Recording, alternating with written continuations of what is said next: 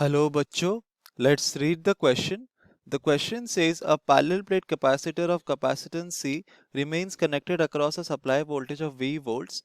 Now, a dielectric slab of constant K completely fills the space between the two plates. What will be the new capacitance and potential?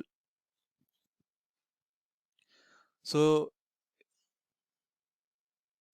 इस question को solve करने के लिए हम जो की concept use करेंगे वो होगा हमारा the electric field and potential due to a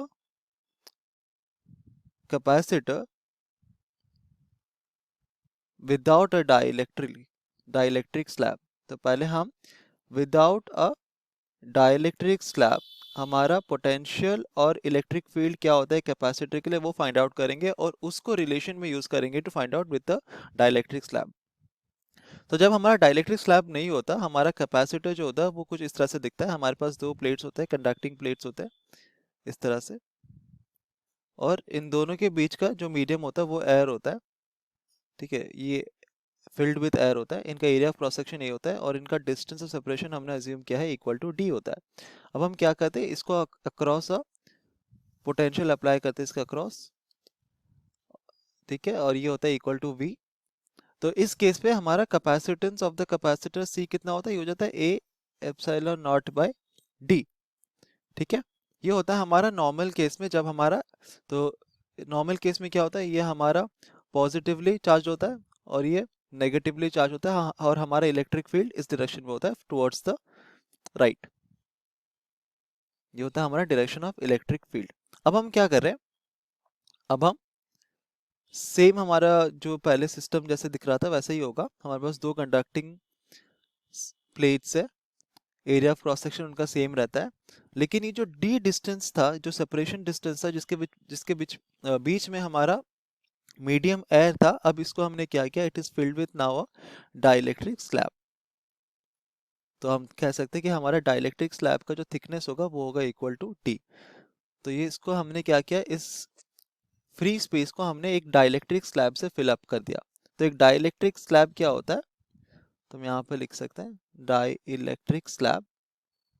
तो द डाइलेक्ट्रिक स्लैब बेसिकली एक नॉन कंडक्टिंग बॉडी होता है जिसका अपना खुद का कोई ऐसा कोई motion of charges with in the, ऐसा कुछ नहीं है कि ना कि डाइलेक्ट्रिक स्लैब के अंदर कोई मोशन ऑफ इलेक्ट्रॉन्स हो रहा है, ऐसा कुछ नहीं है. वो it is just a non conducting body. एक और प्रॉपर्टी उसका होता है कि it has no free charge carriers. तो यहाँ पे जो मैं बोल रहा था कि ऐसा कुछ नहीं है कि उसके अंदर मोशन होता है, so that is what it represents, कि there is no free charge carriers. तो जब हम एक डाइलेक्ट्रिक स्लैब लगा देते हैं तो ऑलरेडी, तो अब क्या अगेन इसके अक्रॉस हम लोग एक पोटेंशियल अप्लाई कर रहे हैं इस तरह से.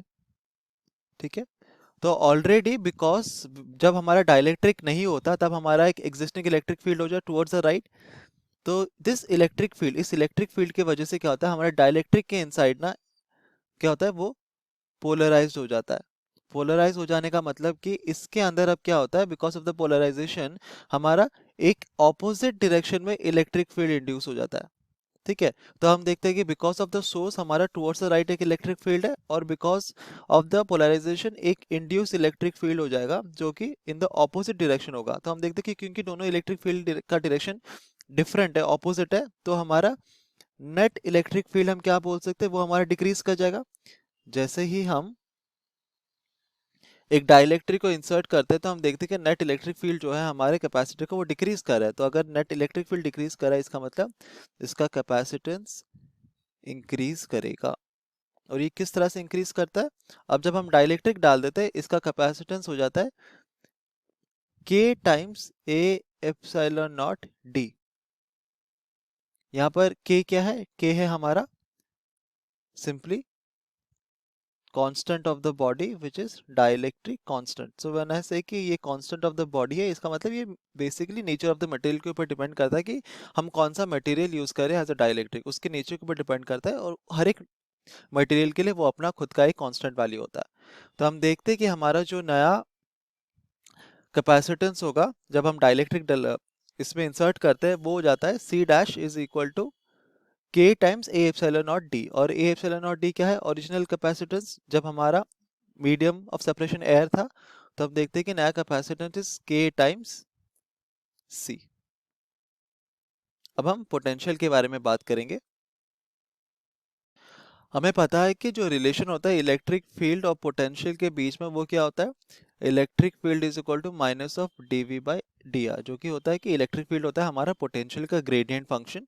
तो अगर इसको हम लिखे तो ये कितना हो जाएगा? Electric field multiplied by dr is equal to minus of dv। अगर दोनों साइड को हम इंटीग्रेट कर देंगे तो dr क्या होगा?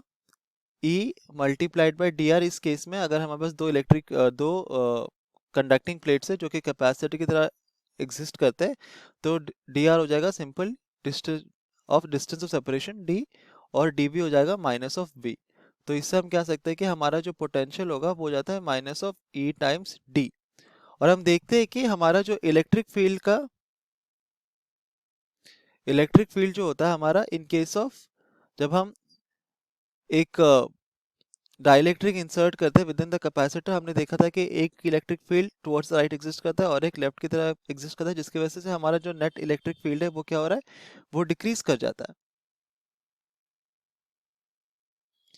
तो क्योंकि इलेक्ट्रिक फील्ड डिक्रीज कर रहा है, तो और हम देखते हैं कि हमारा V is equal to minus of E D, and D हमारा क्या है? वो एक कांस्टेंट है। D क्योंकि हमारा कांस्टेंट है, तो हम कह सकते हैं कि हमारा पोटेंशियल का वैल्यू जो होगा वो हमारा प्रोपोर्शनल होगा टू द इलेक्ट्रिक फील्ड। तो अगर हमारा इलेक्ट्रिक फील्ड डिक्रीज कर रहा है, तो हम कह सकते हैं कि हमारा जो पोटेंशियल होगा वो भी डिक्रीज करेगा अगर हम एक डाइलेक्ट्रिक इंसर्ट करें with in the plates of the capacitor. Hope you understood it well. Best of luck.